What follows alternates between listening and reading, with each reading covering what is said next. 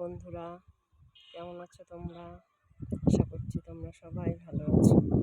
দেখো কি সুন্দর লাগছে আকাশটাকে, দেখেছো? চারিদিকে রোদ। দেখতে পাচ্ছ কি সুন্দর লাগছে, তাই না? দেখেছো? দেখো চারিদিকে জঙ্গল, দেখো মাঝখানে রাস্তা। আমি ছেলেকে স্কুল থেকে আনতে যাচ্ছি, এখন বাজে দুপুর 3টে।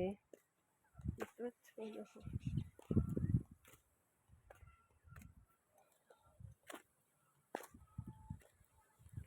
সত্যি প্রকৃতির কাছে সবকিছুই হার মেনে যায়, তাই না?